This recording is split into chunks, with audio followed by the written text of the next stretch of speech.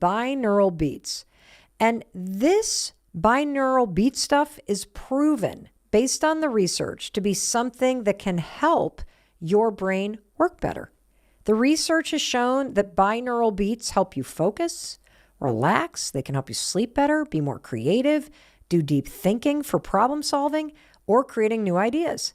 In fact, listening to binaural beats, which is a specific type of soundtrack, is extremely popular here with a lot of the producers on the Mel Robbins podcast. So what is this thing that is not really music, this binaural beats thing, but can help your brain get into a state of focus, calm, or creative thinking? Great question.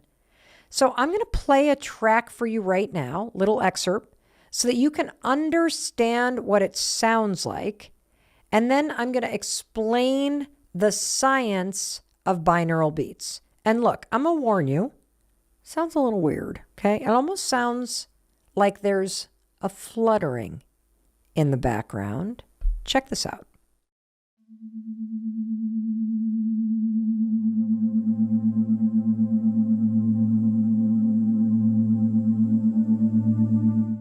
Yeah, I kind of think it's like, were there some whales that just swam by? I mean, what the heck was that? It's kind of weird, right? But you want to know something fascinating? If you Google binaural beats or you search for it on Spotify or Apple or Amazon Music, you will find all kinds of playlists curated with this specific kind of sound.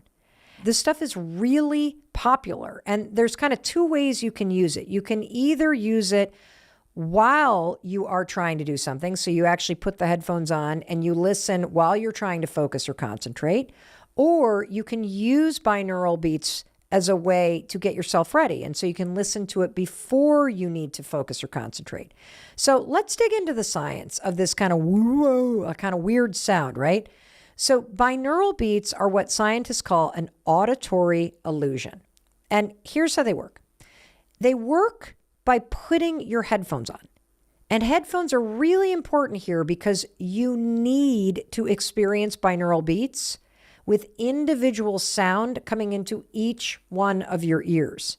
Plus, if you play this weird whale song stuff over the speakers, your family's going to be like, you lost your mind.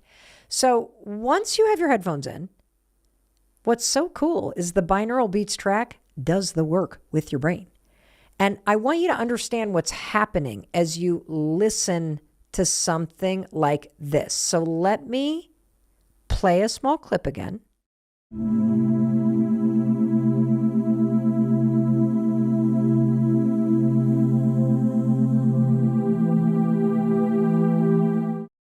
Now, the track is designed so that the sound in your ears are slightly different. So there are two notes that are almost the same, but one note is coming into one ear and it's a little higher pitch, and the other note that's coming in the other ear is a little lower pitch. And your brain then takes in these two different notes and then mixes them together.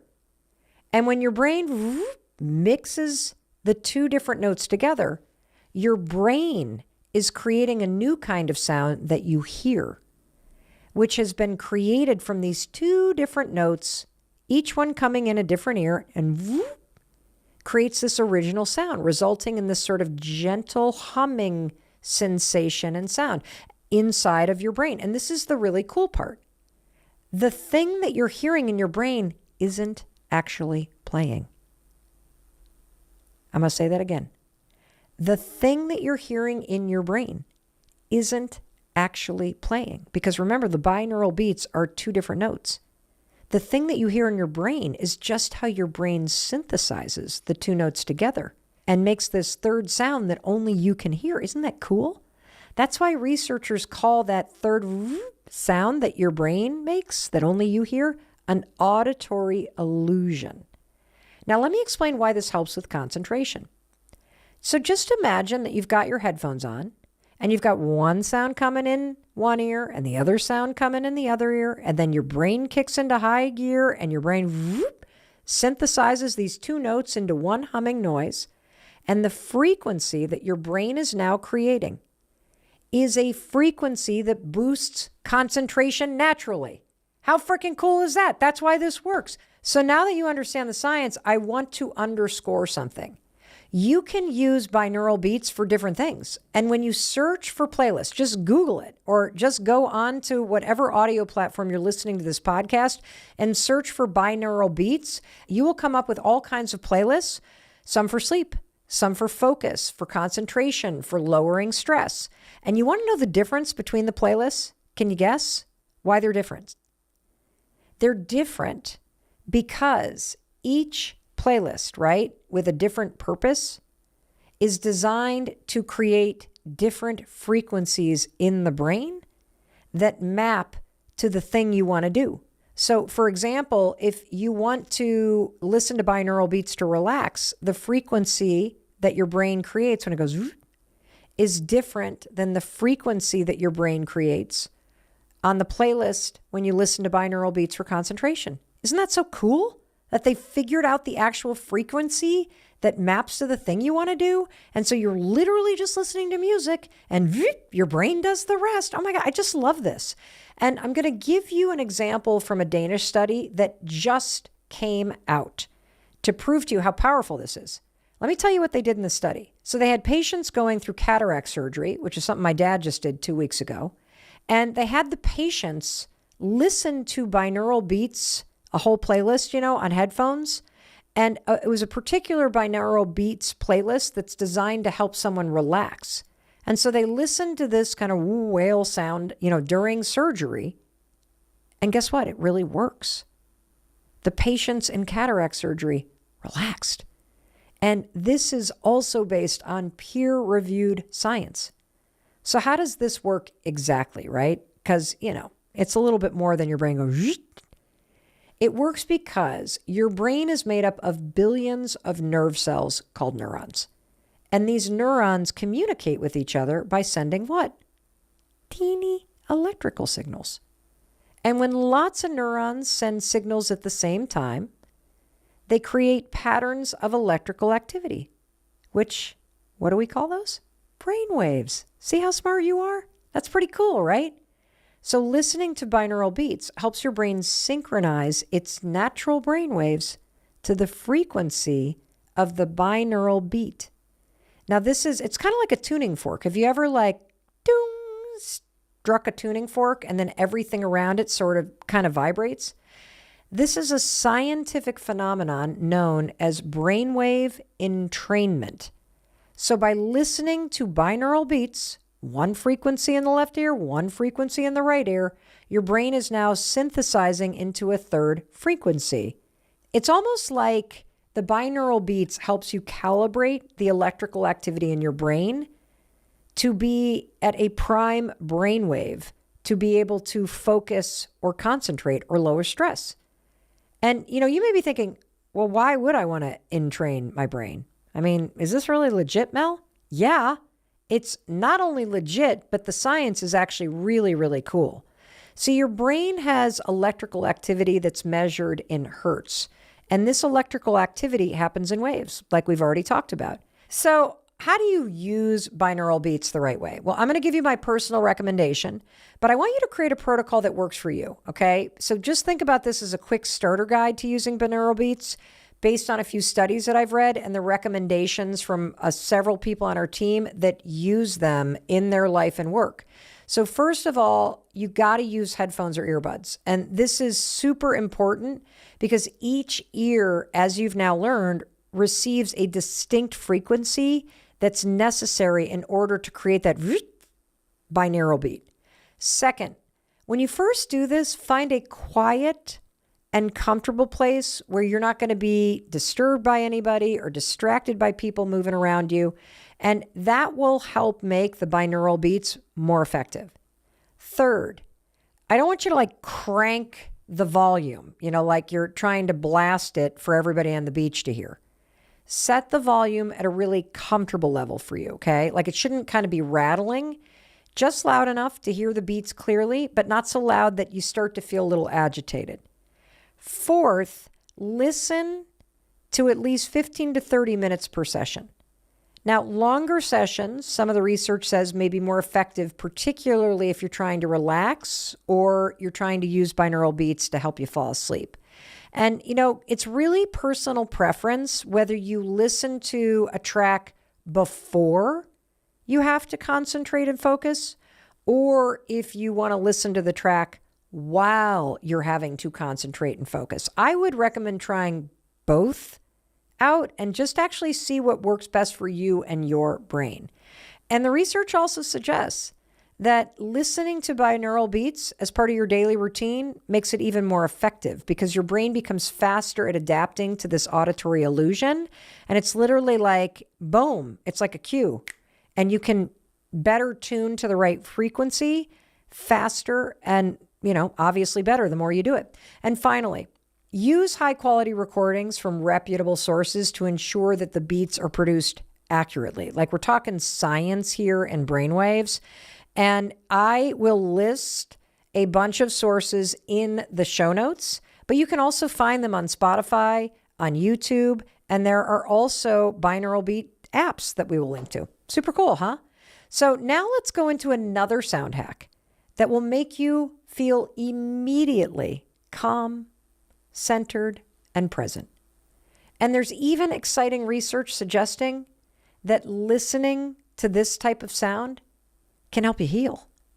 Now, I call this angel music, but scientifically speaking, is called solfeggio frequencies. And you want to know the first time I heard one of these angel sounds, these solfeggio frequencies? It was on a viral video.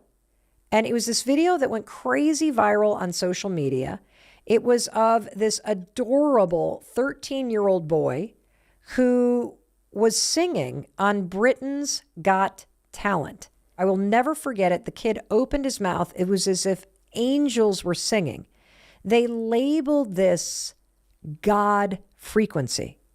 And in this clip that you're about to hear, he's singing at a very particular hertz. Like very, very, very few people on the planet can sing at this frequency.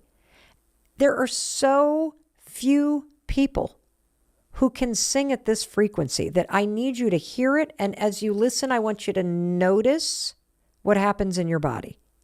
And here's a clip of 13-year-old Malachi Bio singing on Britain's Got Talent. Check this out.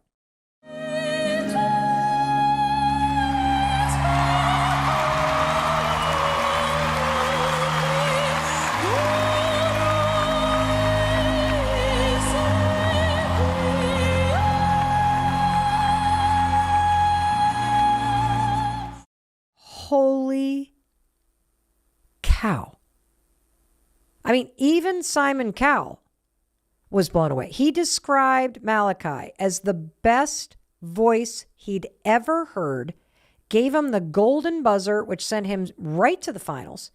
The other judges said listening to him was like being in heaven. I have goosebumps just hearing his voice. This frequency can make people just automatically start crying. And when I think about all the research that we've talked about today, remember the very beginning where we talked about neural nostalgia and how songs from your past literally just immediately take you to a different time? They hijack your mind and your body.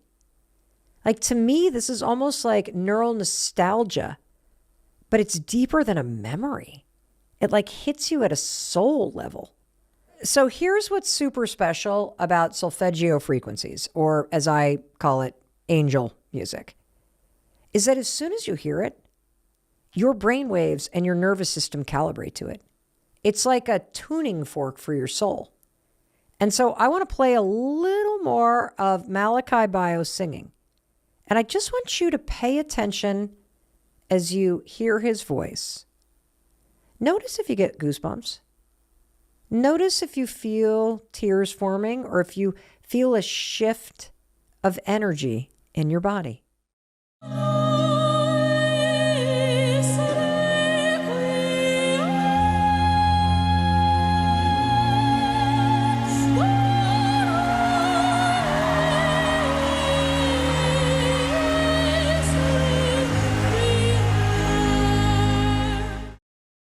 Isn't that remarkable? I mean, you felt something in your body, didn't you? And what you felt is the science we've been talking about. You felt the power of certain frequencies of sound waves to physiologically and neurologically and emotionally change you in an instant. Isn't this so exciting? In fact, there's a really legit and robust study done at RMIT in Melbourne, Australia, using high frequency sound waves and their ability to shift things physiologically. And researchers have been using sound waves to stimulate stem cells to start the process to turn into bone cells. I mean, just stop and think about all of this that we've learned today. From the very beginning of our conversation, that music and sound frequencies work because your entire body is designed to work on electrical signals internally. For example, your brain, the neurons have patterns of signaling activity. And I'm sure that's what these scientists just found in Melbourne, Australia, at a cellular level, that there's this signaling that can get manipulated and stimulated. So, I think it begs the question, how do you use this angel music? How do you use this high frequency to your advantage?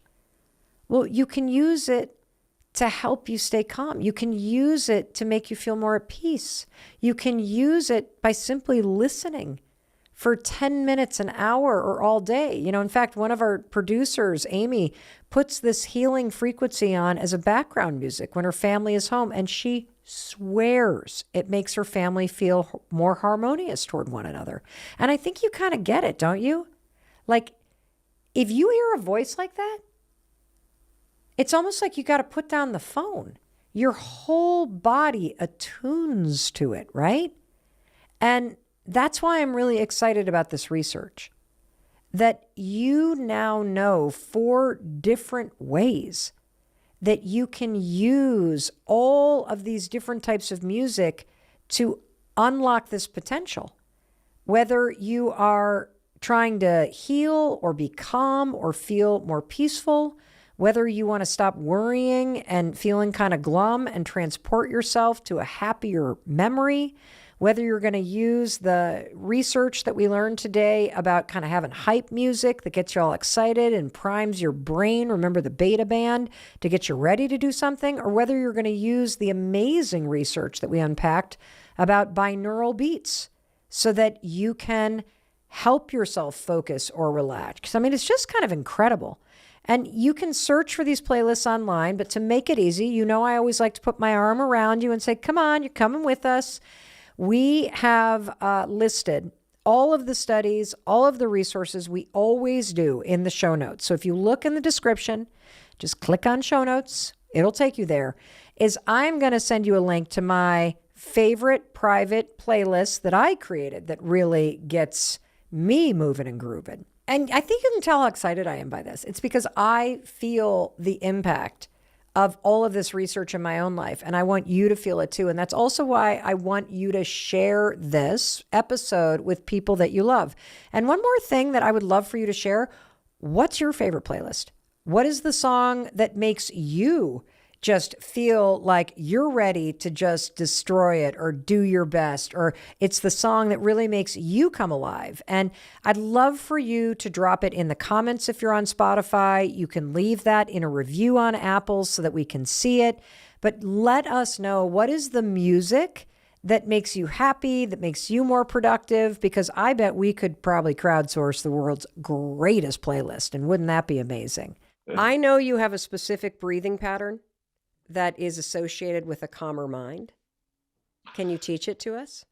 I love it so much. It's the 15-second breath.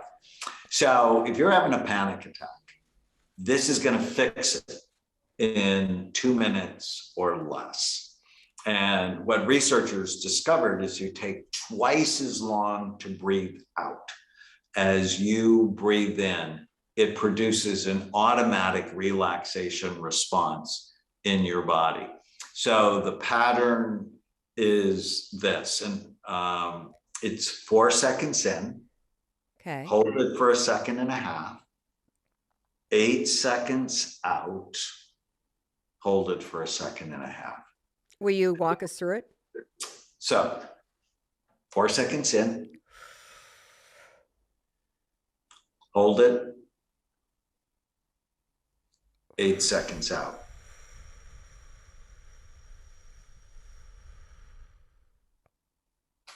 Hold it out.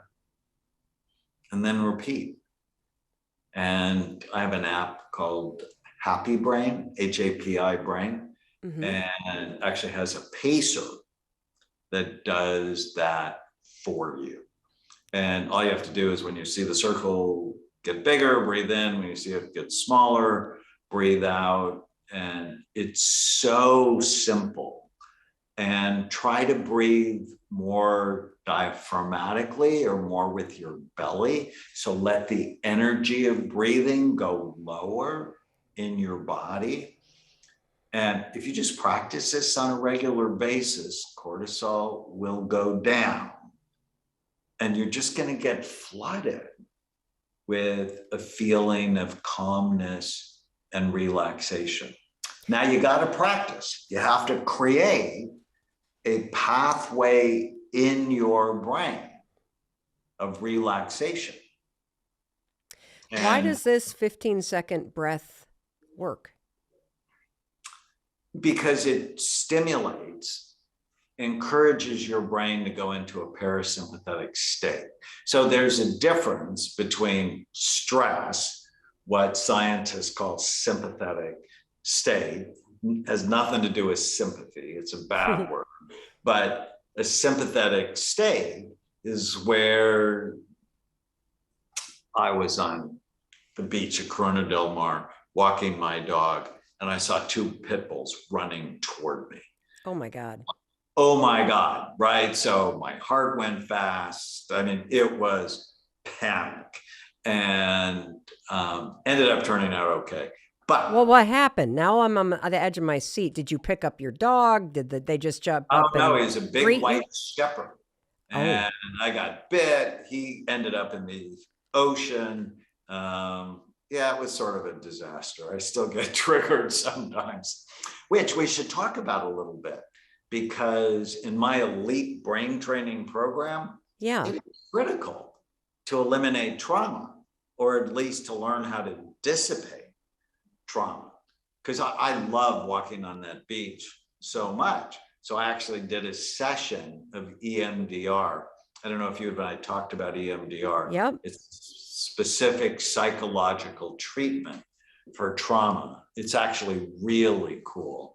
It is, I have my patients write down 10 of their worst traumas.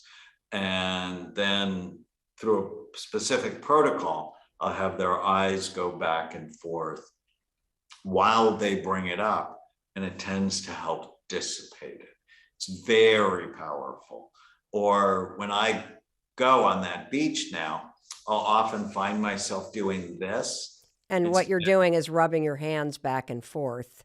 Right. And it's bilateral hemisphere stimulation in my brain, right? I feel it on one side, then the other side. And that just takes the anxiety that I might associate to that beach and washes it away, which can be so helpful. So many people, they drink to manage their anxiety from past trauma. They're using marijuana, now more magic mushrooms. And I'm like, no. There are way better ways to do that are not potentially toxic for your brain. Wow. Well, we're going to have to come back and do a whole nother episode on that for sure. How do you calm a very busy brain? So the first simple thing to do is the diaphragmatic breathing, the breathing pattern that we just talked about. The second thing that we haven't talked about, but so important, is to direct your thoughts. I was 28 years old before I learned I didn't have to believe every stupid thing I thought. And I'm in class when I was a psychiatric resident at the Walter Reed Army Medical Center, and I heard my professor say that. And I'm like, no way.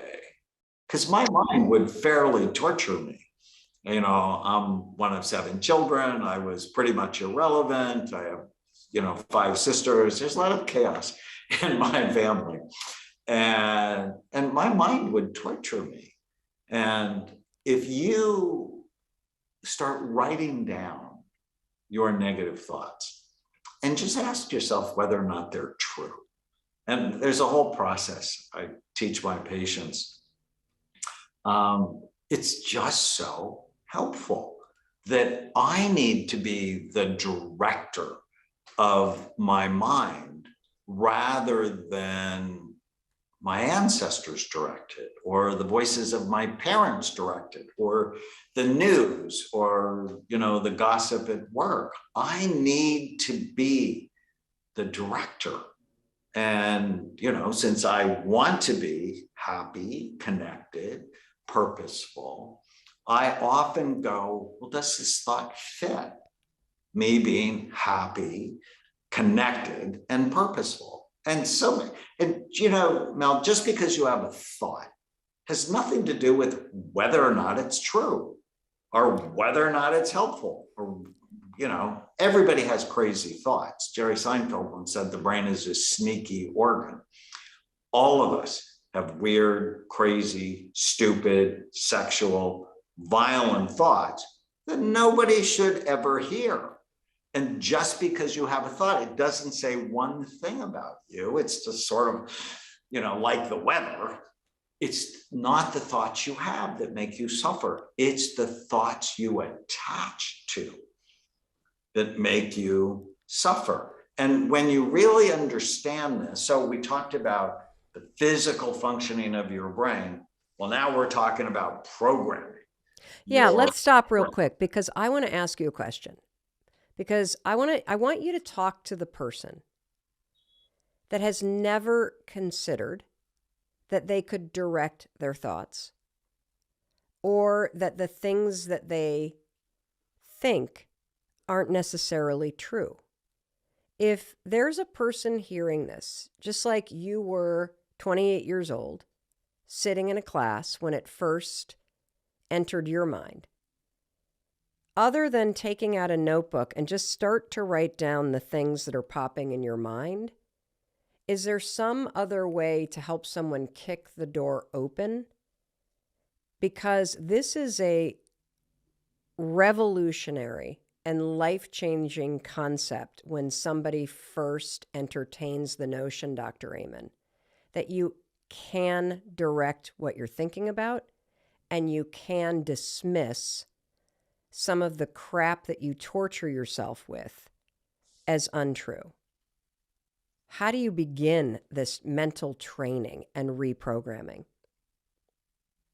So I don't have any tattoos, but if I got one of the first tattoos I would get is it true?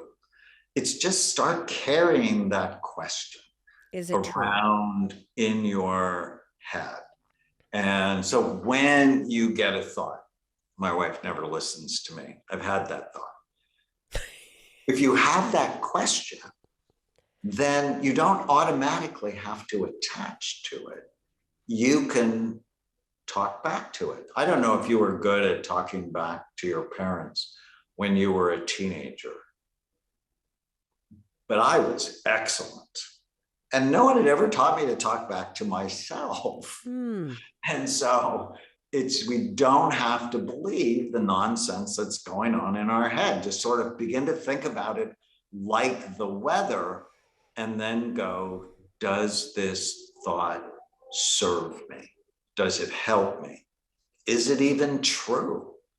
And it's so often the lies we tell ourselves that keep us overweight, depressed, and feeble-minded.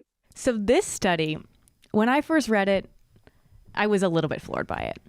So this floored is in the this is stupid or floored because there's a mix. There's some felt research stupid, we find, and I cannot believe how big of an impact and how big this study is for what it is. But I think this is a very simple thing that anyone can do for 1 second each day.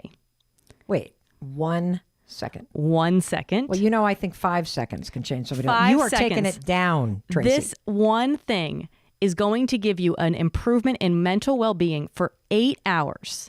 And it works in healthy people. It works in those with depression. It works in those with all different kinds of mental health challenges. Here is the study. This was a huge study in the UK at King's College London, huge reputable research university that was published in Scientific Reports. Can I just stop you? Yeah. Because I'm trying to think of what this is. Okay. I don't think you're going to get it right. Orgasm? No. No? Okay. No. I can't think of anything else. So this study took place across a 4-year span. They collected data of 20,000 assessments, and they had global participants in this study. And do you know what they found, Mel? That would improve my life for 8 hours after just doing this for 1 second. No. The study is called Feeling Chirpy. So in this study, what's really interesting too is you might think, okay, you're out in nature, that's the benefit. But no, they isolated. It is not about trees. It is not about plants. It is not about being by the water. It works if you listen on an app. Really? There is something about the sound of birds. You can go on YouTube. You can listen to a birdsong app. You could get outside. But that deeply resonates with us, even at a subconscious level, for 8 hours of improved mental well-being, up to 8 hours. That's incredible. It reminds me, up here in Vermont, when my in-laws owned this house, there was a clock that used to hang in the kitchen. And every single hour was the photo of a different bird. Mm-hmm. And when the clock would hit the hour, the chirping of the bird would happen. And it didn't matter how many people were in the kitchen. Everybody would stop and turn toward the clock. Mm-hmm. And so on some level, this seems like one of those studies where you're like, honestly, who the hell even got this idea? But if they've got more than 26,000 assessments over 4 years, over 4 years, there's something here. And I just wonder, because I wonder if this has to do with evolution and the fact that if you think about our ancestors truly navigating and migrating and following patterns of nature and wind and stars and the migratory patterns of birds. Yeah. That I wonder if there is this connection. And, I agree.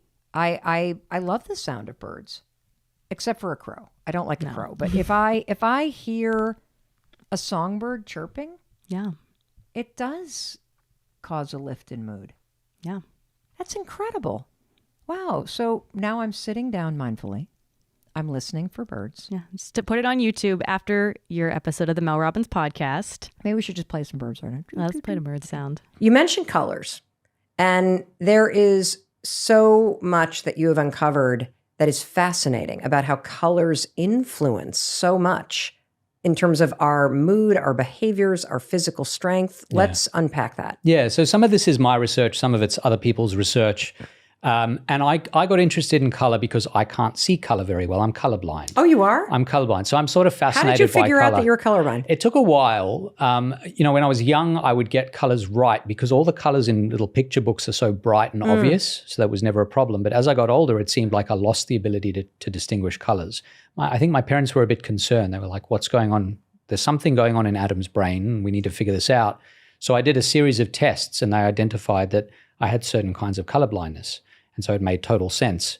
But it's kind of subtle. So you can't pick it up when kids are very young sometimes. It takes a little while to figure it out. But it made me really interested in color. And in particular, in the question of the way I see the world is whether it's different from how you do. Do we all see the world the same way?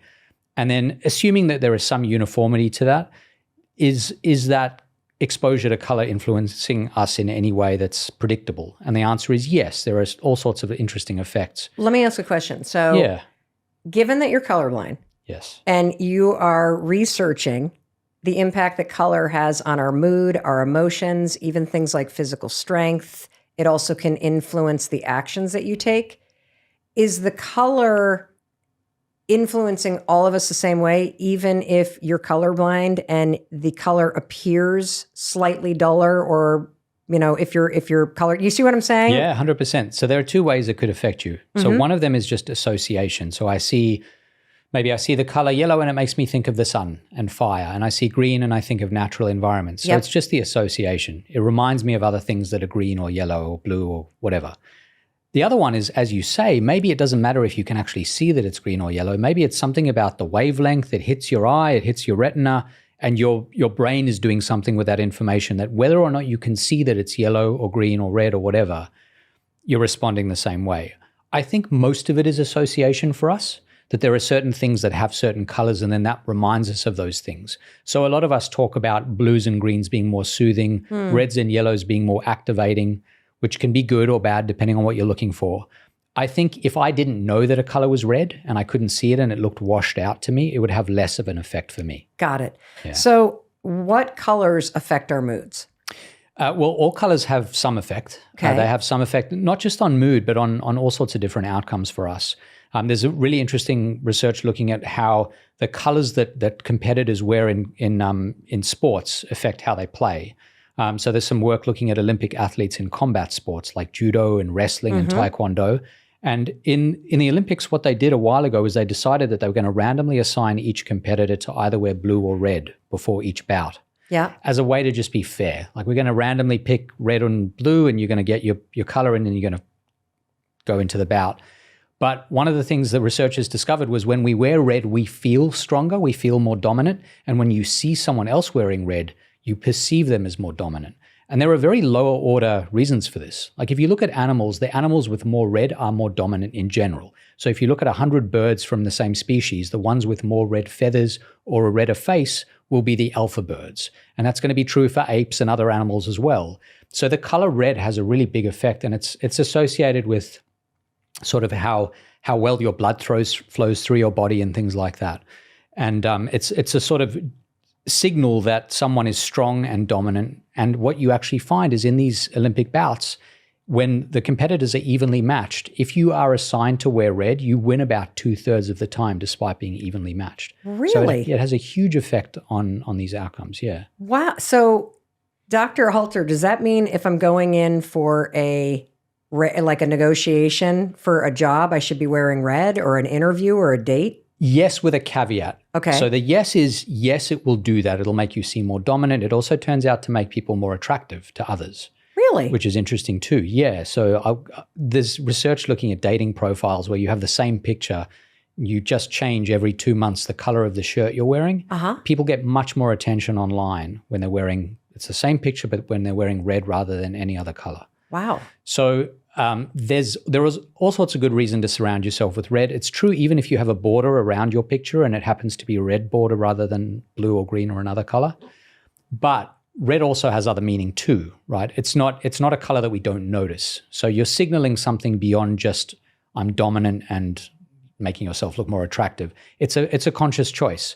And so if people are seeing that and drawing other inferences from the fact that you've chosen red, then maybe it's something you don't want to do if it's very unusual in that context, for example. But beyond that, as long as that's not an issue, there is very good reason to wear red. Wow. And what colors calm us down? The most calming colors are generally blues and greens. And I think a lot of that is the association we have with nature, which we discussed. So natural environments are very calming. Water, the sky, trees, leaves, things like that. And so I think a lot of that comes from just the sort of calmness you get with the association with those colors. So one of your international bestsellers, Drunk Tank Pink, very interesting name. Yeah. And there's very interesting research about that sort of bubblegum Pepto-Bismol pink color. Can you explain that? Yeah. So the name is... Drunk Tank Pink is a name that was given to this very bright bubblegummy pink color. It was used for a while inside, they were called drunk tanks, where you put people who are kind of aggressive, often drunk, you're trying to calm them down. And researchers found that if these drunk tanks were painted pink, in their words, you could calm these people down much more quickly, that within 15 minutes they'd be calm. And did it work? There's some evidence that it worked. I think the research is a little bit shaky, but there was some evidence that this pink color did calm people down. It got a huge amount of attention in the 80s. There was a 60 Minutes episode about it. Wow. It really got a lot of attention. And so I thought it was just a sort of fascinating emblem of the kinds of effects you might see from cues that you might think would have a smaller effect on us. But by being surrounded by those colors, there are huge effects. In fact, the visiting locker room at the University of Iowa is painted drunk tank pink in an attempt to calm down the opposition when they spend time in that locker room. So it's been used in a lot of different contexts more recently. Yeah, well, and I think where my mind goes is both to the Miami soccer team. Right. But they're a little bit more bright, and also to the beautiful trend of athletes wearing pink for breast cancer awareness, which obviously is signaling something else. But yes. I think that's fascinating. If you're put in a bubblegum pink room, that it just sort of dulls your mood a little bit if you're a bit aggressive. Yeah, regarding Inter Miami, there are people who, when they box, they will only wear pink boxing trunks because they think it'll make their opposition a little bit less strong. And so I don't think that's why Inter Miami is pink and they have that pink uniform, but that's one of the theories. Wow. So can you talk about mirrors and how you can use them to change your behavior? Yeah, there's a lot of research looking at what happens when we see a human face. So one of the things that happens when you see a face, particularly eyes, is you feel that you're being watched. And when you're being watched, it changes your behavior in certain predictable ways. Okay. So if you think about a store that has a lot of shoplifting, one of the things these stores do if they can't afford constant surveillance is they put up more mirrors because we are less likely to behave badly when we have to look at ourselves doing it. Really? Yeah. Why? Because it basically forces you, not just metaphorically, but to look into your own eyes, literally. And you have to decide, is this the right way to behave? It makes us much more introspective and thoughtful about what we're doing. So there are these really interesting experiments where you say to people, privately, you can toss a coin, and if you get heads, you get a delicious jelly bean, and if you get tails, you have to eat something that's not very nice. And if you let people do that without a mirror, they all report, oh yeah, I got heads. There are a lot of people who report getting heads, more than 50%, which you would expect. Okay. So people are kind of fudging the numbers a little bit. When you get them to do that same task in front of a mirror where they're looking at themselves, 50-50. So they become honest again. Really? Yeah. So, there are some, I think, interesting implications. One of them that I've always found quite useful is if a lot of people might have like a cupboard in their home somewhere, maybe in the pantry where they keep their chocolates and things that they want to eat only occasionally. Mine's in a drawer.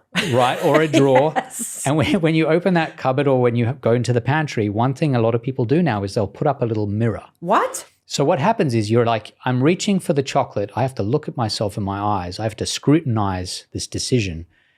And sometimes it's fine, but other times maybe I look at myself and I'm like, okay, fine, I'll leave that chocolate sitting there for a little bit longer. So it basically forces you to be a little bit more thoughtful about your decisions. Well, I could see how that would happen because, if you think about opening up a fridge, if there was a giant mirror in there, I'd be like, oh, you again? Okay, shut the thing. So I might actually have to try this, putting a mirror in the bottom of the drawer. Yeah, there you where go. I have all of our snacks. We call it the snack drawer. So could you use a mirror to kind of cue yourself when it comes to bad habits? Is that like an environmental trigger that can be effective in making you stop and think? Yeah, I think so. So I think what the mirror does is it makes you think more deeply, and it especially makes you think more deeply about doing the wrong thing, where it's something that's contrary to what you think you should be doing, because you have to do it in your own presence. It's like you're watching yourself. And so it's a very powerful cue in all those cases. I love that. Yeah. That's I can think of a lot of implications for that. Like if you're somebody who's trying to cut down on drinking, having a mirror sitting there when you open up the cabinet where okay, I see you. What happens from a mood benefit when you walk, and why does that happen? Yeah. So I've a chapter in the book, I think, called "A Balm for Body and Brain." And one of the things that we know with an absolute high degree of certainty, as well as we know anything in science, is that walking boosts mood, and it does so in an enduring kind of way. So you can demonstrate this in all sorts of ways, but the simplest way of doing it to show the short-term boost to mood is by bringing people to the laboratory. And there's lots of studies have variations on this kind of study where you're ostensibly they're there to judge the beauty of the buildings that might be on a college campus or in a city center or something like that. And you have two simple conditions. One is they look at pictures on screens or pictures that have been printed out for them, or the other is they go for a walk and look at these buildings and they give ratings for each of these buildings. And before and after, you just get people to fill in a bunch of innocuous questionnaires, including one rating how they're feeling. And what you find consistently is that bringing people out for a short walk, a 10, 12, 15-minute walk, gives a short-term boost to how well they feel, even if they're people who hate walking. And there are such people. I find them somewhat mysterious myself, but there are people who dislike walking, but they still get a benefit from walking.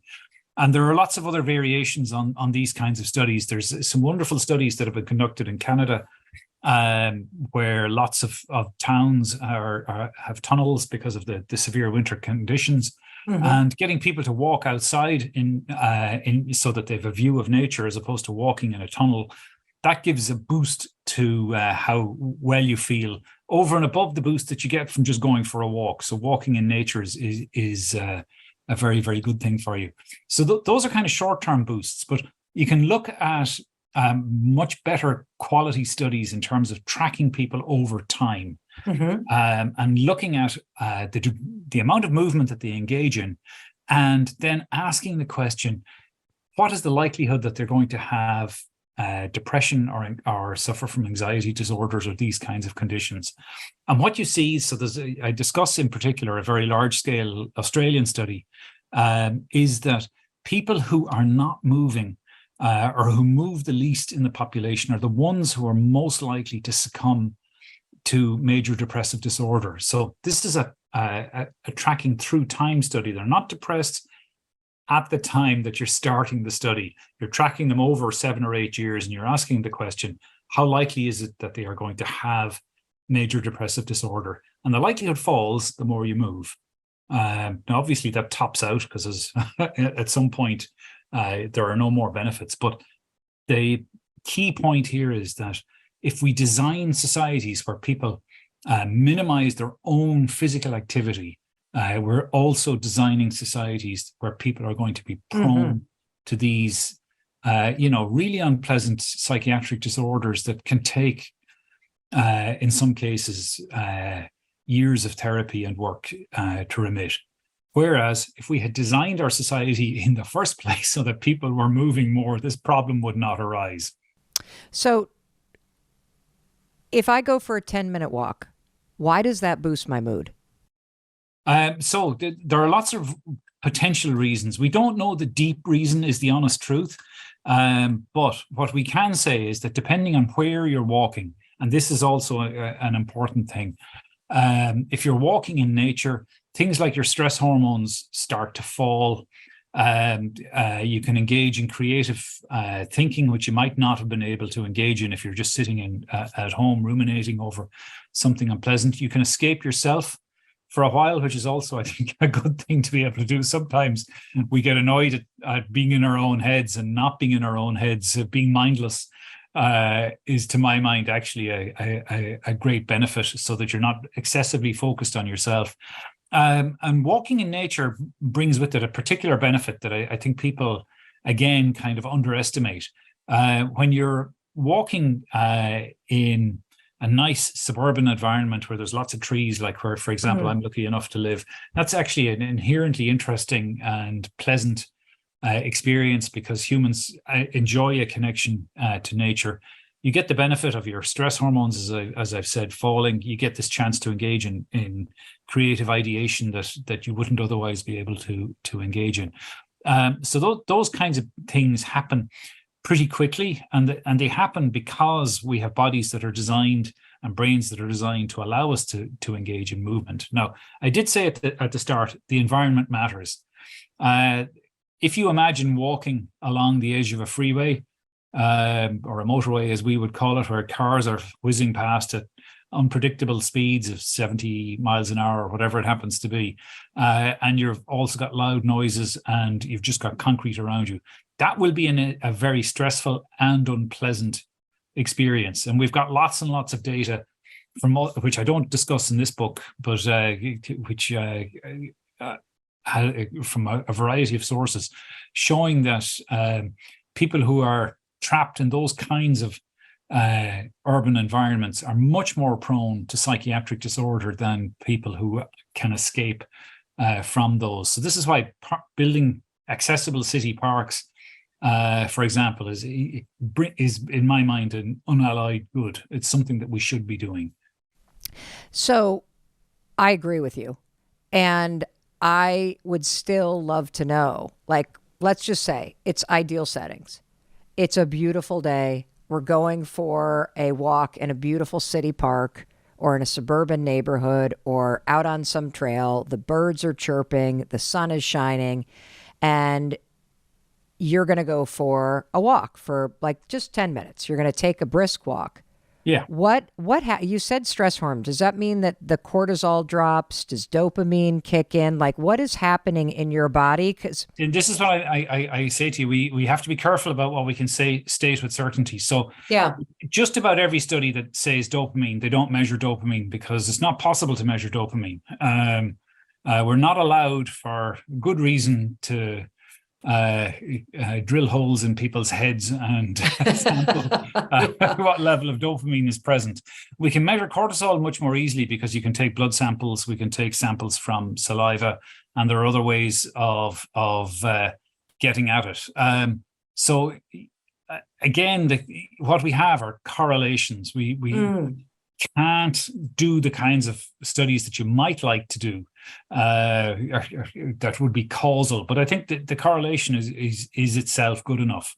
When you expose people to nature, and when people are walking under their own steam or moving under their own steam through nature, people report changes in well-being that are very positive, as opposed to, for example, when just being sedentary. So when you compare them to sedentary controls, and similarly, when you ask people to do slightly unpleasant things, like I said, to walk along the edge of a very busy road where there's the noises and all of those things are unpredictable and the environment is a little bit threatening. So it's a constellation of several things coming together at once. It's not just one thing. That's pretty cool. What are those things? Because I guess what I'm trying to understand is this. I think it's common sense. We've all had the experience where we've gone for a walk and you immediately feel better. And going for a walk outside can solve like 90% of the problems that you have. It boosts your mood. It makes you feel a little bit more energized. I notice that it clears my head, but I don't know why. And I think when people understand the why, in terms of, even if it's just a correlation, they might become more motivated to get their ass off the couch and take that walk and make it part of their lives. And so that's just what I'm curious about, because I've felt all those things, but I've always wondered, well, what's actually happening that my mood gets boosted? And what I just heard you say is that, first of all, it's a correlation. They're not drilling holes in our heads and saying, oh, the dopamine spiked. But there's a clustering effect of being outside, of moving your body, of having your brain stimulated in a certain way that has a chemical benefit. And experiencing movement. You've got optic flow, you've got lots of other things going on. What is optic flow? So this is the sensation of things moving on either side of you as you're moving. Imagine walking down a corridor. You can feel the walls receding behind you. So you get lots of activity occurring that wouldn't be there when you're sedentary. And I guess the key point. Why does that matter? What does because optic again, flow do? If I keep coming back to this key point, our bodies are built for movement. So when you're moving, you're being prepared for action. Lots of brain systems and body systems are ready to do things. They're not if you're just sitting down. So optic flow in and of itself is neither here nor there, but it generates the sensation of movement. It prepares the body.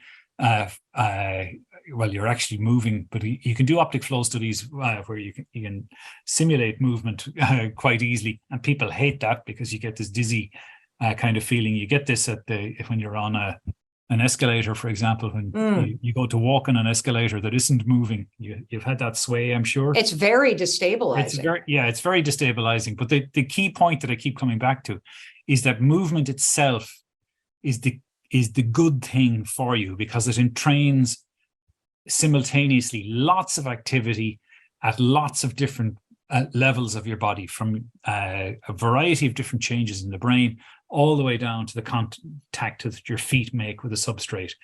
And why does that feel good? Well, we can hand wave about this, but I think the simplest answer is this. Those of us in our ancestral past who didn't move got eaten. And those of us who enjoyed moving and actually got around and didn't hang around didn't get eaten. And evolution has given us these kind of positive feelings that come as an end consequence of doing things that are good for us, and it rewards us by making us feel good. Can I prove that? I think in evolutionary terms, it has to be true. Where you see in populations that don't move, they're subject to predation, they're subject to all sorts of things. But humans, again, uniquely, started this march, and we've profited from it. I asked our online audience and our listeners of this podcast, what are you struggling with? 95% of people said distraction, memory loss, information overload, the anxiety about all the things I need to do, my inability to remember things. And so what do we need to do? Can you walk us through simple things that we need to do that you teach people in your institute to tap into the capacity of our brains? Yeah. So for me, it's three things. Okay. Framework, and then we could go into the tactics and tools. Let's do it. It's 3 M's. Okay. It's your mindset. I define mindset as a set of assumptions or attitudes you have about something. Okay. Your attitudes, assumptions about money. Your attitudes, assumptions about relationships, maybe about yourself even, right? Okay. So the mindset for me, at events where I do these demonstrations, people are like, oh, I'm so glad you're here. I have a horrible memory. I'm not smart enough. And I always say stop, because all behavior is belief driven. You say stop when somebody says I have a horrible memory, because when somebody says I have a horrible memory, that is a mindset. And that Correct. mindset, I have a horrible memory, or I'm not smart, or I've never been able to learn a language, or I'm a slow reader. All of those statements is the mindset that is limiting the capacity of your brain. So step one is to identify what your mindset is when it comes to your brain. So the first one is your mindset. If people say they feel like they're not smart enough or they're too old, I say stop, because if you fight for those limitations, you get to keep them. Meaning your brain is like this incredible supercomputer, and your self-talk is a program it will run. So if you tell yourself, I'm not good at remembering names, you won't remember the name of the next person you meet, because you program your supercomputer not to. That makes sense.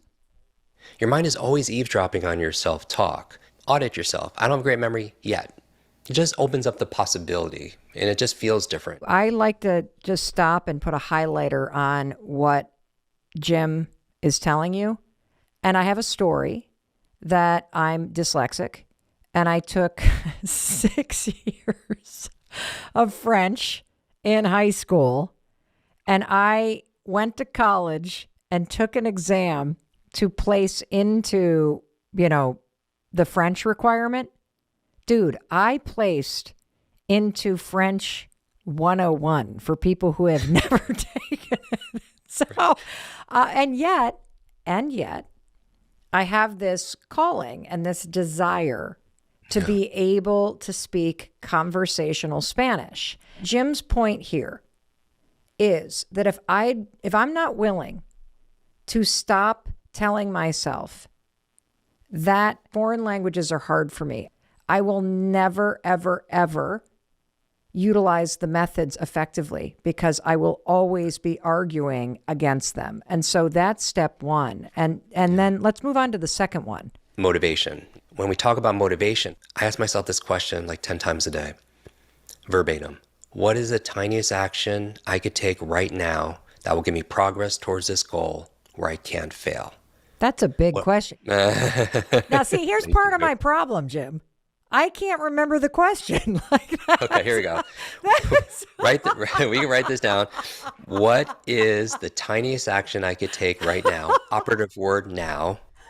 Okay. Little things add up to big things. Yeah. Because consistency compounds. Little by little, a little becomes a lot. Yeah. So talk to us about the methods. I'm going to teach everyone a memory technique that I train Hollywood actors and TED speakers to be able to memorize a speech. Okay. If you have to give a toast at a wedding, Okay. right? And so what we're going to memorize are 10 keys for a limitless brain. Okay. There are 10 levers for a better brain Okay. that will make a marked difference in your focus, your memory, your overall brain energy and health. Okay. So I'm going to share them, and then I'll teach you how to memorize these 10 things forwards and Oh my backwards. God, I love this. Okay, let's go. Yeah. Okay, so the first one is a good brain diet. Okay. What you eat matters, especially for your gray matter. A whole area of science we research and talk about in the book called neuronutrition, that your brain is part of your body, but it requires different nutrients, some different nutrients than the rest of your body. Okay. Well, let's go with some of my favorite foods. Avocados, the monounsaturated fat, it's good. Blueberries, I like to call them brain berries. Broccoli is good for the brain. Vitamin E, olive oil. The Mediterranean diet is good for your brain. If your diet allows eggs, the choline in eggs is a precursor to acetylcholine, a neurotransmitter. It's really important for cognitive health. Green leafy vegetables, if you could stomach that, is a kale, spinach. Fatty fishes, because your brain is mostly fat, it's the omega-3s, specifically the DHA. So salmon, sardines is good for your brain. Turmeric. It has the curcumin, which helps to lower inflammation systemically. Walnuts and almonds, even walnuts look like a brain. High in vitamin E, which is neuroprotective. Probably my favorite is dark chocolate. So everyone can remember that very well. So these are some of my favorite brain foods. Number 2, the second key for a limitless brain, killing ants. ANTS stands for automatic negative thoughts. Let's talk about number 3 is exercise. And as your body moves, your brain grooves. As your body moves, your brain grooves. Okay. Number 4, brain nutrients. If you're not getting the fish, then omega fatty acids, supplementing with DHAs. But then there's all kinds of nootropics like L-theanine, Bacopa, rhodiola, creatine, which is often associated with exercise. Huge benefit for mitochondria energy for your brain. Number 5, positive peer group. Who you spend time with is who you become. If you spend time with 9 broke people, you're going to be number 10. We have these mirror neurons, and mirror neurons help to drive our empathy and imitate people around us. We imitate their words. Whether somebody smokes has less to do with their biological networks or their neurological networks, has more to do with their social networks. Because if your friends smoke, you're more likely to take that action. We start modeling the integrity, the moral fabric of the people we spend time with. Yep. Of what's acceptable, right? Yep. Imitating the habits of the people around us. So you spend time with people who are working out all the time, you're probably more likely to work out.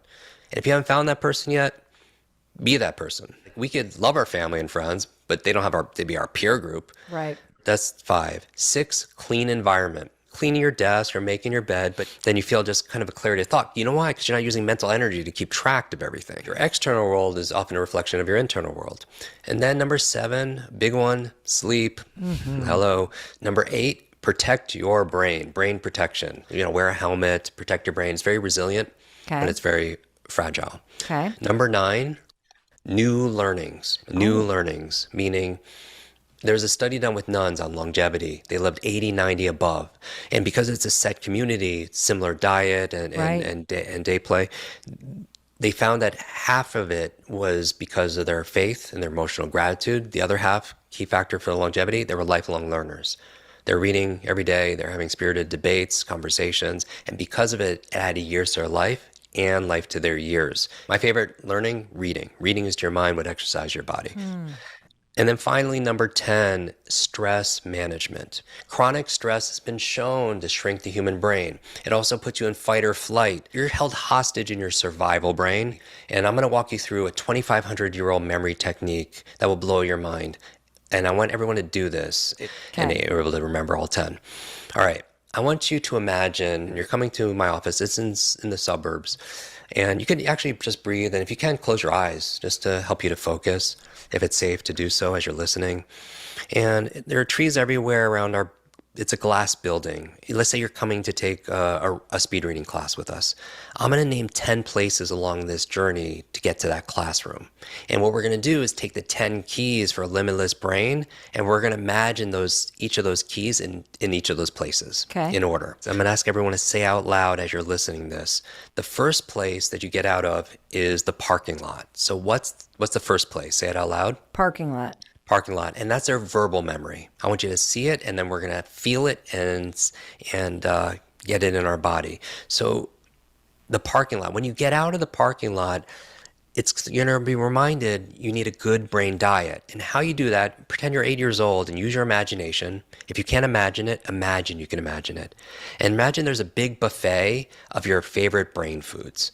And so you see the blueberries, the avocados, the dark chocolate. Okay. And even if you can't imagine, again, imagine you can imagine it, see it, feel it, taste it. All right, so from there, there's a waterfall. It creates like a moat around the building, and so you have to cross a bridge. So the second place is the bridge. So what's the second place? Bridge.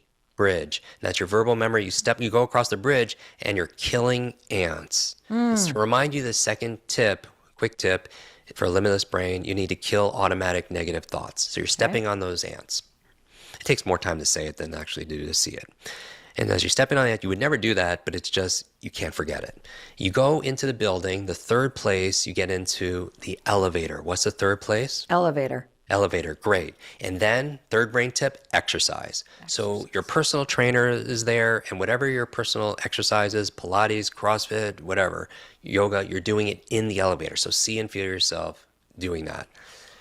You get out of the elevator, and the fourth place is the hallway. Okay. So what's the fourth place? Hallway. Hallway. And these are brain nutrients, all the nootropics, right? So I want you to imagine you're tripping and falling on bottles of ginkgo, of creatine, of curcumin, of lion's mane mushroom. Okay. Right? And you're just tripping on it. You're like Donkey Kong or Lara Croft. You're jumping over these, maybe make the bottles really big. Okay. Right? And there are vitamins everywhere.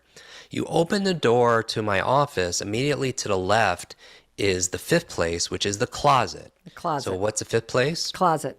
Closet. And inside, you want to remember your positive peer group. So all of your happy friends are in the closet. They're celebrating, they're cheering, big surprise party, happy friends, positive peer group. Maybe we're doing a mastermind. Okay. Right? You get out, and it's the sixth place is the receptionist. Receptionist. What's the sixth place? Receptionist.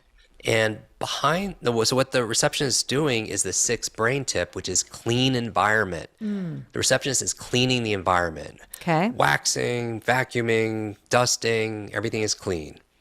Behind the receptionist is the seventh place, which is the fish tank. What's the seventh place? Fish tank. Fish tank. Everyone say fish tank. And then the seventh tip, sleep. So imagine Nemo, Dory in their pajamas, and they're in their bunk beds. One of them is snoring, right? And you're sleeping with the fishes. So that's what's going on in the fish. And you just see it, you won't ever forget it. You don't have to repeat it 100 times like old school. You see it once, you can't forget it. All right, we're almost there. You go to the classroom, but the door is locked for the speed reading class. And the classroom door is the eighth place. What's the eighth place? Classroom door.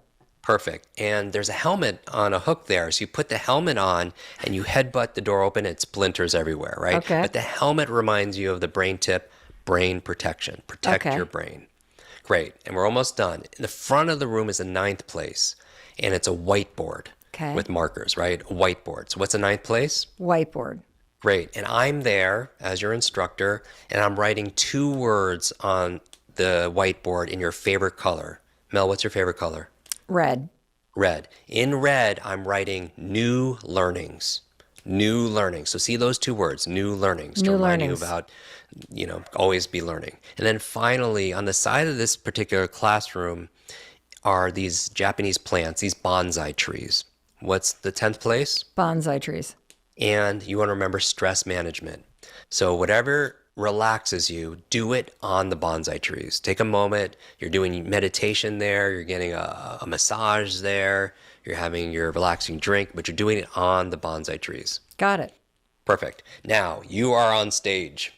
Okay. And you need to be able to share these 10 things. Okay. And you go to the first place is the parking lot, and that reminds you of what, everybody? Blueberries and brain food.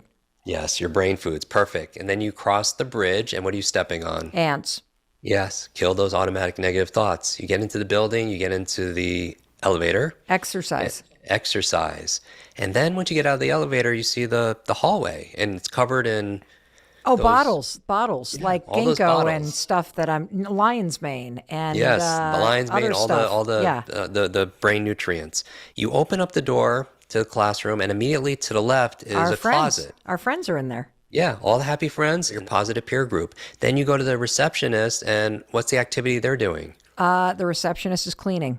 Cleaning. Clean your environment. And behind the receptionist is a fish tank. And they're sleeping. What are the fish doing? They're sleeping, Jim. They are sleeping. Oh my God, Mel. I could tell you what they are. We're going to put on a helmet and bust through the door. And on the whiteboard is going to be the words new learning. And then there's a bonsai tree where I'm relaxing.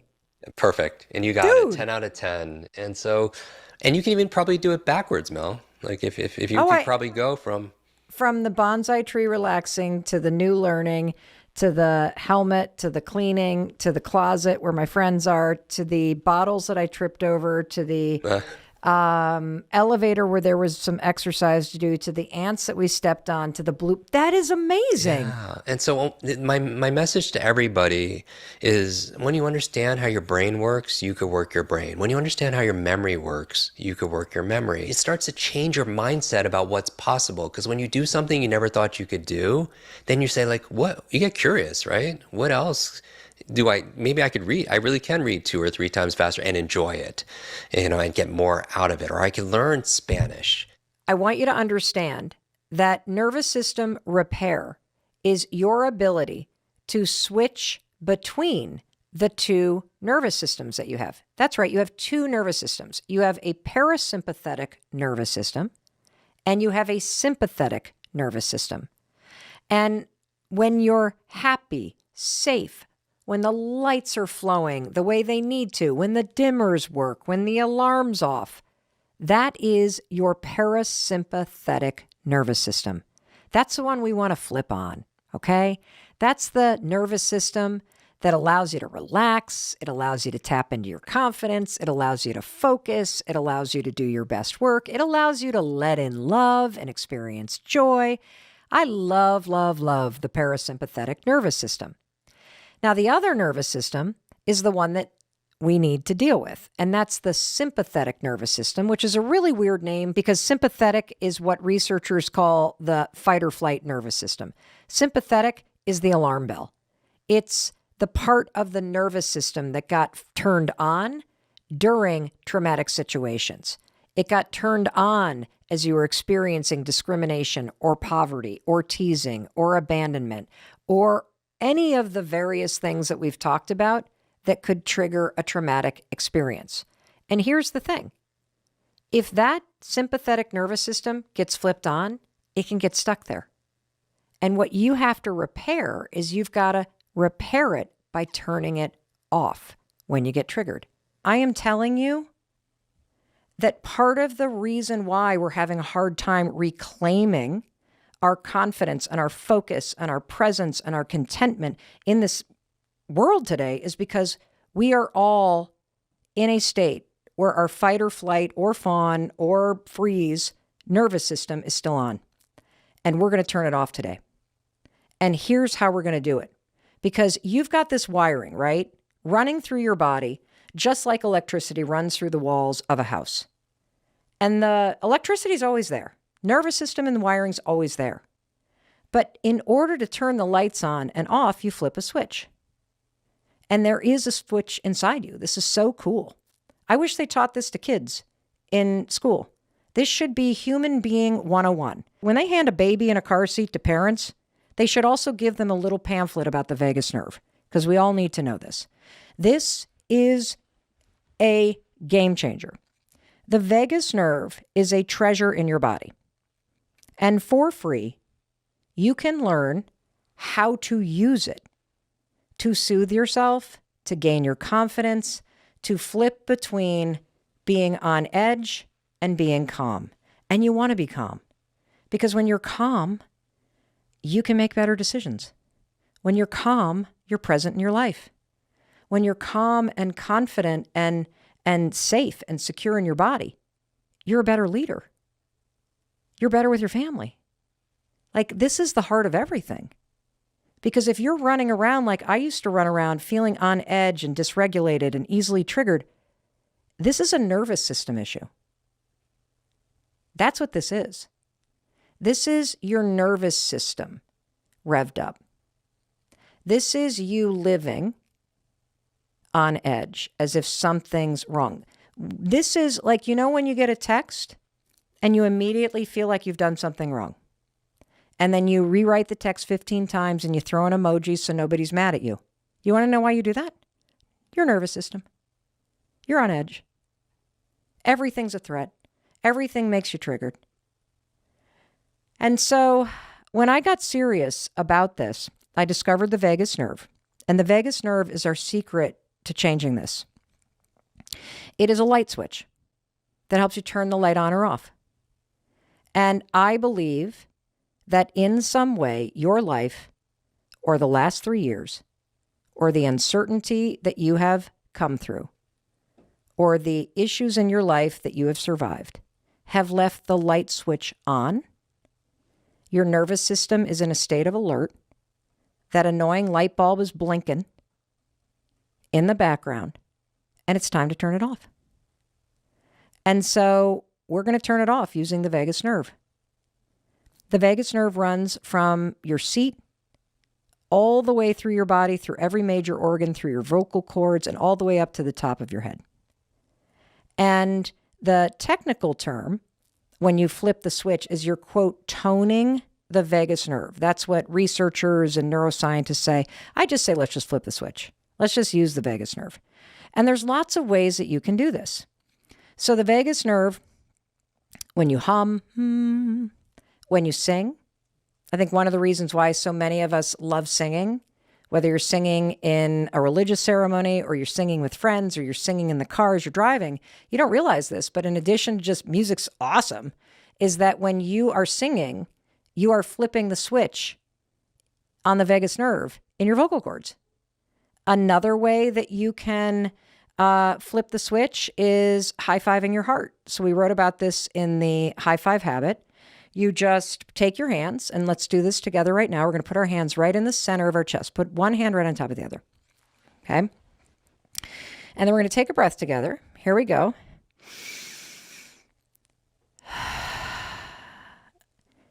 And I want you to just push in, because I really want your vagus nerve to know, okay, we're going to turn you on, and we're going to take another breath in.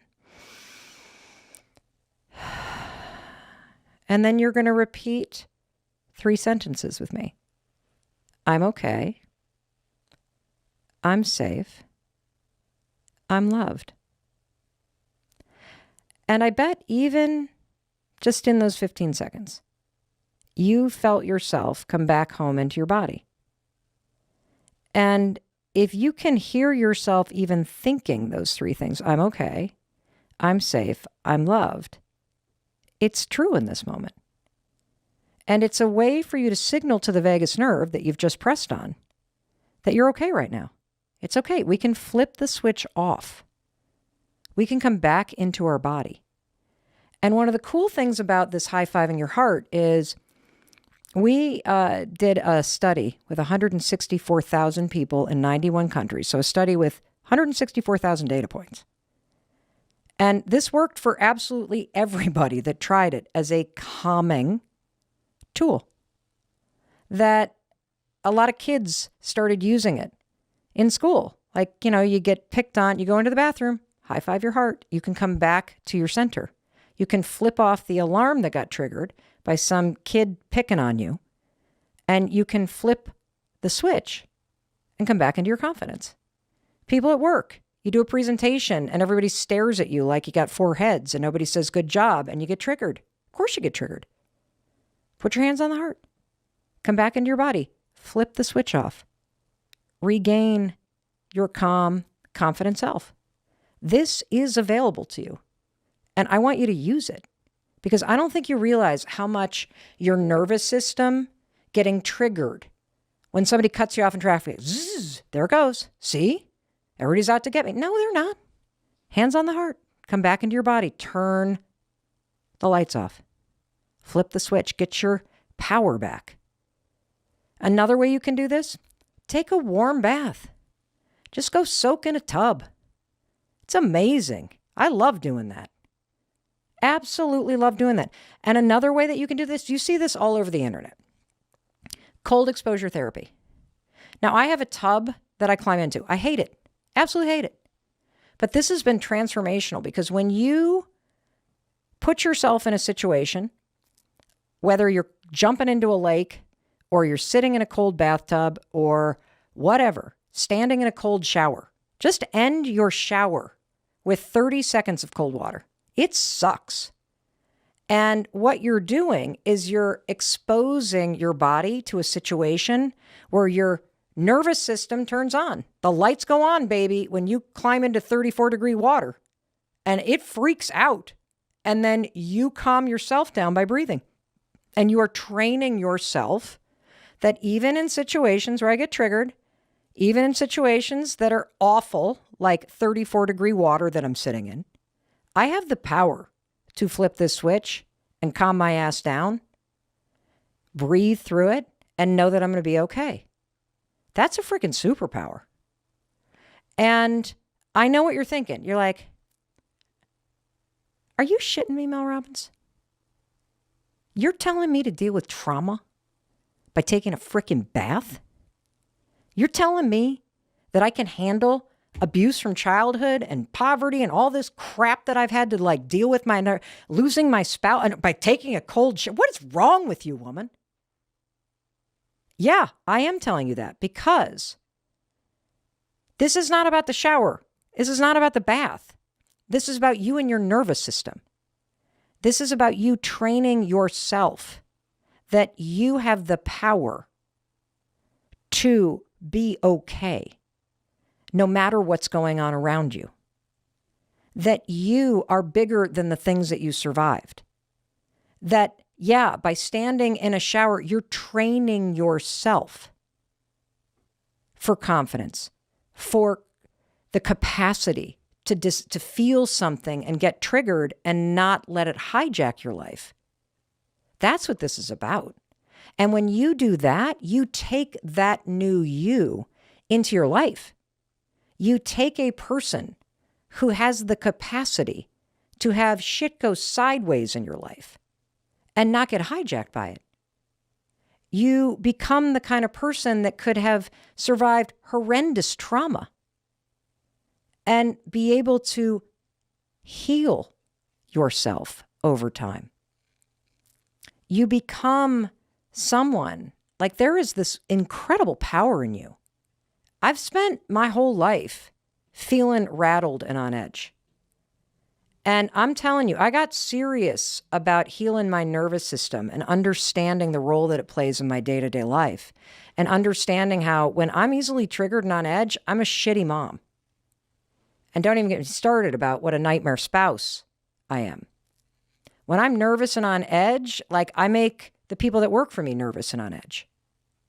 I am a better leader, a better parent, a better wife, and I am a way better Mel in terms of what I'm experiencing. And so I've already explained the therapy, EMDR, the guided psychedelic therapy that we have done both as a couple, as individuals. We've recently done something guided by therapists as a family, which was extraordinary, and high-fiving your heart, humming, chanting, all of these things that tone your vagus nerve. But there are two other things that you can do that are free that will help you dip a toe in the water of exploration. One is audit your day. Just keep a notebook. This is free. And just notice when the wave of emotion comes up. And all you have to do is just kind of write down just what happened and what triggered it. Was it a particular thing somebody said? Was it a look on their face? Was it just a feeling that you got? And just become curious about it. Not like, oh, something's wrong, but just like, oh, interesting. I wonder where that faulty switch is. I wonder where that little nick is. Where's that little mouse that chewed on something that's making that's a blinking light. That's all that is. So get curious about it. And then start to ask yourself, when you get home tonight and you sit down and it's kind of quiet, go, when else have I felt like this? When else in my life or who else have I felt this around? What situations where did I have a similar thing? And you'll start to be able to trace back. And that is a pattern of responding to a certain type of situation a certain way. And so you can do this free audit, and that will help you become more self-aware. And that then helps you to apply the tools you just learned in those moments when you feel the surge coming. It also helps you avoid those situations. It helps you talk to somebody about those situations. And one other thing that you can do is journaling is an incredible way to either start or end your day and start to forge not only new neural pathways, but new stories and new awareness around these things. And so one prompt that you can use that we've talked about is, how can I make this easy? Another thing that you could do if what you're seeking is peace is you could write, how can I make today peaceful? How could I make myself feel safe today? Those are all prompts that you can use to cue your mind, body, and spirit and your nervous system that this is something that matters to you, and to really just gain awareness around it, because you are able to be in control of your emotions. You are able to repair your nervous system, and you can take control and not let this response that has been with you for a very long time continue to control you. And that's the opportunity here that's really exciting. If you feel like there's big things that you can't access, that there's this missing piece, that happiness is evading you, that you just can't quite put your finger on why you're in this cycle of relationships, I'm telling you, please take your nervous system seriously. Please start to investigate more about the vagus nerve. And, this is one of those topics where I was going to pull out studies and do all this stuff, but there's so many studies on this. Like, it's sort of like meditation. Which meditation study do you cite? There's so many. The vagus nerve is incredible. The new research coming out about the therapeutic modalities that are helping trauma and depression, all going back to nervous system regulation. Incredible. And your kids are experiencing situations that make their nervous systems sound the alarm. And so you can teach them these tools too. And when you do, what you're training yourself to do is you're training yourself to locate this power source inside you. Because we all know there are going to be things in life that trigger you, period. There are going to be moments where I walk on snow and I go right back to that car crash. But I don't have to let that memory or that trauma experience then ruin the rest of the day. I can come back into my center and turn the light switch off. I can find my power. There are going to be plenty of people that tell me no in business. And I get bummed and I get rattled and I go down the rabbit hole. I'm not good enough. And I can soak in my misery and wallow for a little bit. And then I can locate the switch inside me and I can turn the alarm off. And so can you. And when you do, you will discover that not only is there a whole different world out there waiting for you, but there's a whole different you waiting inside of you that will allow you to experience happiness and presence at a capacity that you can't imagine. Like, if you've ever gotten a puppy or a kitten, or you've ever had a baby, or you've ever fallen in love, these experiences make you realize you have a capacity for love that's greater than you realized. And doing the work to locate the vagus nerve and flip the switch on and off and settle my nervous system from disruption and dysregulation and on-edgeness to calm, cool okayness, it's been the single biggest change I've ever made in terms of the impact that it's had on the quality of my day-to-day life. And so we're going to do a shitload of shows on this. And I'm going to introduce you to all kinds of things you can do over time. We are just getting started on this, but I think that particularly this time of year, whenever it is that you're listening to this, as you're thinking about ways to be happier and healthier, This is a huge component of it. And so please locate that switch and start flipping it off. Hey, it's Mel. Thank you so much for being here. If you enjoyed that video, by God, please subscribe because I don't want you to miss a thing. Thank you so much for being here. We've got so much amazing stuff coming. Thank you so much for sending this stuff to your friends and your family. I love you. We create these videos for you. So make sure you subscribe. Mwah.